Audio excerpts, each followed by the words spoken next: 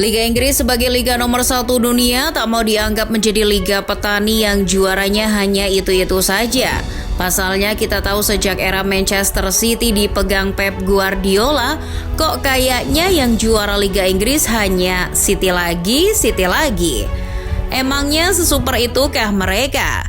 Faktanya pernah juga kok satu musim di mana gelar juara Pep itu dirampas oleh klub lain.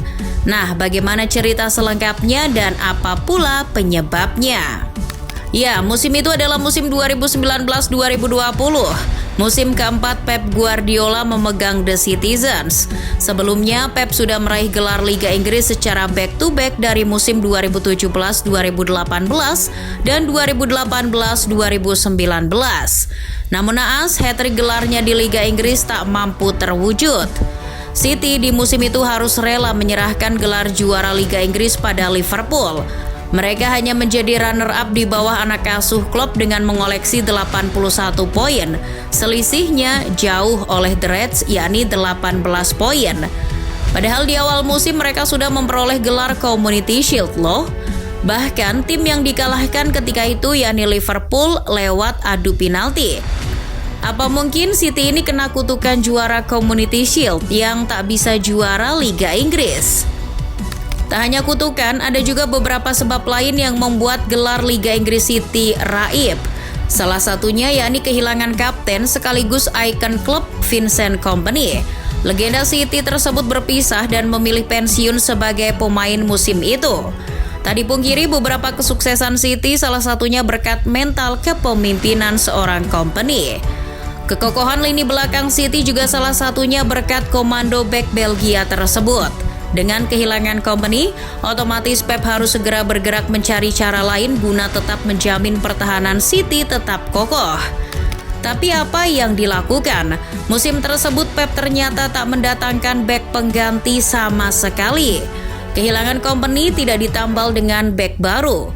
Incaran mereka musim itu, Harry Maguire, ternyata lebih memilih MU ketimbang City. Pep nampaknya yakin dengan stok lini pertahanan yang ada.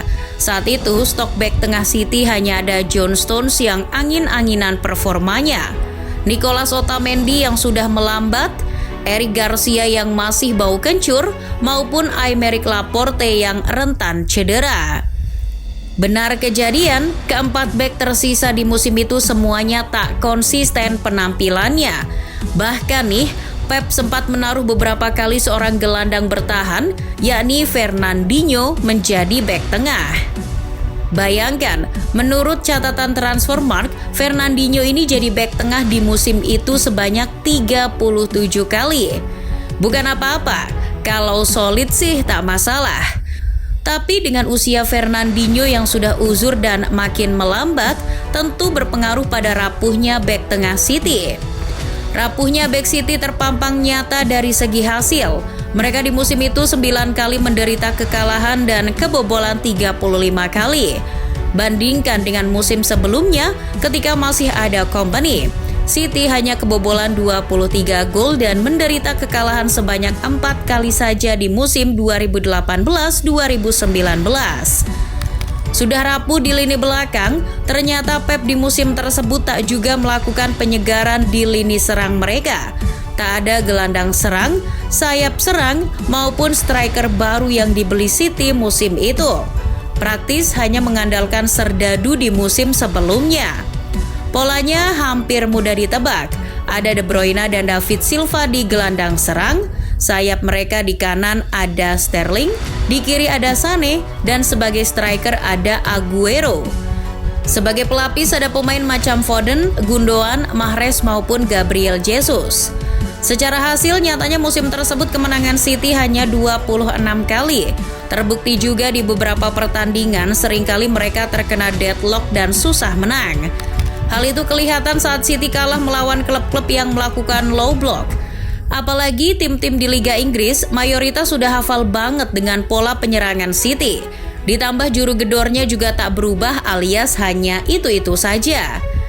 Apesnya dikala juru gedor City asik menyerang, beberapa kali City dihukum oleh tim-tim papan bawah yang mengandalkan serangan balik. Tercatat City di musim tersebut sempat kalah 2 kali melawan Wolves, sekali melawan tim promosi Norwich City, dan sekali melawan Southampton. Melawan Wolves, mereka 2 kali kalah akibat serangan balik lewat Adama Traore maupun Raul Jimenez. Kalah dari Norwich juga berkat serangan balik dari Teemu Pukki dan Todd Cantwell. Sementara kalah lawan Sutton berkat blunder lini belakang mereka yang terbukti rapuh. Selain kalah melawan tim papan bawah, yang membuat City tak juara musim itu adalah 2 kali dipecundangi rival abadi mereka, MU. Ya, bagaimanapun MU polesan Ole turut andil menjegal anak asuh Pep meraih juara dengan kemenangan 2 kali. Bagi City, hasil tersebut tentu menjadi pukulan mental.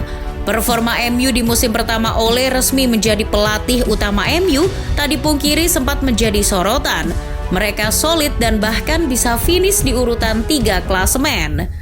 Bertemu City di Etihad, pasukan Ole bermain pragmatis dan mengandalkan serangan balik.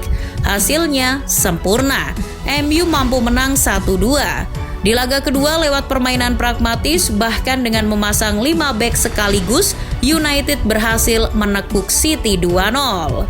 Tak hanya dipecundangi MU dan Ole, Pep Guardiola di musim itu juga dipecundangi mantan rivalnya dulu di Real Madrid, Jose Mourinho. The Special One ketika itu masih menukangi Spurs. Bertemu 2 kali di Liga Inggris, The Lily Whites yang pragmatis bersama Mourinho mampu menjinakkan pasukan Pep. Yang pertama, ketika laga dihelat di Etihad pada pekan kedua musim tersebut, Mourinho mampu menahan imbang 2-2. Sedangkan pertemuan kedua di Tottenham Hotspur Stadium, anak asuh Mourinho sukses membuat City tak berkutik dengan kemenangan 2-0. Sudah kena mental kalah 2 kali melawan MU, lalu tak bisa menang atas timnya Mourinho, tentu membuat mental anak asuh Pep luntur. Nah, beberapa kelengahan City tersebut ternyata mampu dimanfaatkan pesaingnya, yakni Liverpool. Pasukan klub benar-benar serius merebut gelar Liga Inggris musim itu. Kapan lagi penantian gelar selama 30 tahun itu akan diakhiri? Setelah menjuarai Liga Champions di musim sebelumnya, praktis fokus The Reds di musim tersebut adalah merampas gelar Liga Inggris dari City. Benar saja, The Reds mampu meraup total 99 poin dan akhirnya menjadi juara. Mereka tak lagi tersandung beberapa masalah musim itu, baik itu kalah melawan tim bawah maupun tim papan atas. Mereka bahkan hanya kalah 3 kali dan seri 3 kali saja musim itu. Ya, kesimpulannya ternyata di samping beberapa kelemahan City di musim tersebut, juga dipengaruhi oleh pesaingnya yang konsisten memanfaatkan kelemahan tersebut. Namun pertanyaannya sekarang, kapan lagi kejadian tersebut akan terulang kembali? Mungkin hanya waktu yang akan menjawabnya.